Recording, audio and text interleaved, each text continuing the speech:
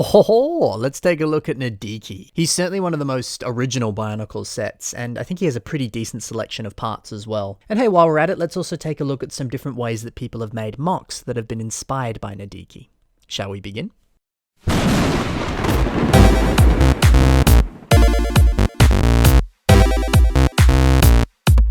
Nidhiki's great. I think his leg design really makes him stand out from some other Bionicle sets. And like many other sets from his time, he can also fold over and have this sort of different mode of sorts. Not really too sure what purpose this new mode serves, but it looks cool. And honestly, Nidhiki in general just looks really cool. He's really fun to pose, he's really fun to play with, and the way that his pincers open and close is just really fun and really clever as well.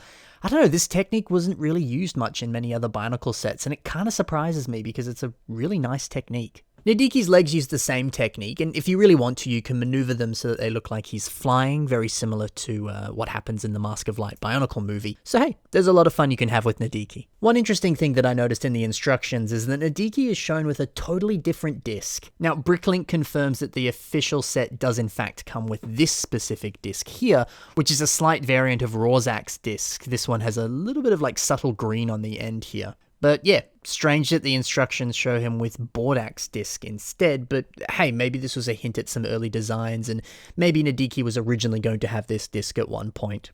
Who knows? Also, another strange thing, if you thought those green eyes were Nidhiki's eyes, well then, sir, you are very much wrong. You can see in various images in the instructions, as well as on the box art itself, that they have edited the front of the face here to give it this sort of yellow glow, so the eyes are more sort of towards the front. So I don't know what the green is meant to be instead, but yeah, that's where they say the eyes are. So there you go. A little bit weird, but I guess it kind of makes sense. Regardless though, I love Nidhiki. I loved him as a kid, and I love him now. It's a fantastic set, and kind of, in my opinion, one of the best designed characters that exists across all of the different Bionicle sets. At least in my opinion. But let's take a look at some of the pieces that come in this set now, and see how you could use them in your own MOCs. Nidhiki comes with 6 of these flat silver Bionicle weapon staff Blade of Light pieces. That's what they're called on Bricklink anyway. And look, 6 of them, that's a pretty healthy selection. We can see this piece being used in this MOC here, called Mangai Steed by Aiden Builds. It's really nice to see this piece so perfectly blended with other Bionicle blade elements, and it really nicely forms this beautiful curve to this creature. In general, a lot of different weapon pieces will often kind of work well with each other, so it's nice to see them blended on this MOC, and you could certainly do the same with your other weapon pieces. I suppose too, if you really wanted to, you could very easily use these for wings on a Bionicle MOC as well. We can also see this piece being used on this Takanuva MOC by Patrick Biggs, and well, it's used very well, but also very simply. This was called a Blade of Light piece, and it's being used as a Blade of Light on this Tower of Light, so hey, sometimes a weapon piece can just be a weapon piece, and that's all it needs to be. But of course it looks really nice. Nidhiki also comes with 2 black Borok tooth elements and 4 silver ones, and you can never go wrong by having a good amount of these. We can see them being used in Yanni's off-road monster spiky truck here, and I think they're the perfect little accent point to this MOC here. It really kind of brings out the attitude and personality of this monster truck and really ties in with the aesthetic that Yanni was aiming for, so really nicely done and beautiful to see those pieces in action here. There's also 5 dark green Metro knee cover pieces here. And I mean, that's a solid number of them. It's always a great piece to use for armor or anything else like that. But maybe you want to use them like Ron Folkers has here on this Turaga Lacan MOC. Here we can see them making this really nice sort of robe effect, and it gives it a very sort of movie-accurate Bionicle Turaga look. So if you don't want to use cloth elements, you could use these sorts of pieces here to replicate that, and I think it works very nicely. The set also comes with a dark bluish-grey Vaki head, and that's the only way you can get this part in this specific colour. This head's been used many different times on different female MOCs, much like this Rudaka revamp here by Cameron. The face design naturally has some more sort of contoured angles to it, which can lead it to look a little bit more feminine. And there's been many different examples of this mask, or this piece really, being used in many female MOCs across the Bionicle community. But I mean, you can use it for anything, doesn't have to specifically be a female MOC. Overall, it's just a good face piece and you can use it for whatever you want.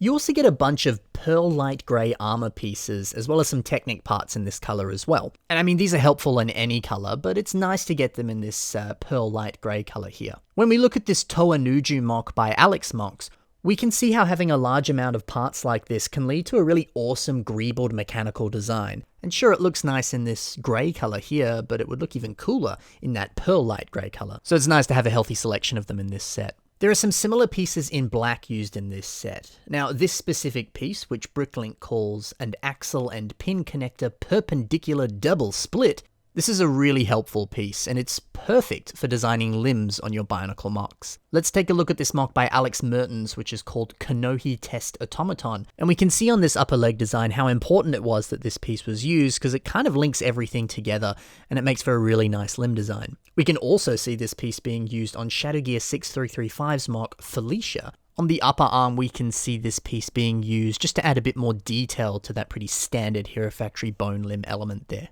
So there's certainly a lot of uses for this piece, and it's perfect that we get a lot of them in this set here.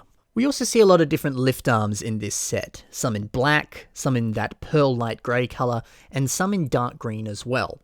Now, I specifically love how these pieces are used on the torso design on Nidhiki. I think it's just a really solid design, and we can see it also being used on sets like Kreka, Rudaka, and Kitongu as well. So there's really no reason you can't just copy this design and use this custom torso for your own unique MOCs. Or, much like on the build itself, you could use these lift arms to build out different limbs on your Bionicle MOCs, similarly to how Jafer did on his MOC here, Harvestman Plague Mech Amalgam.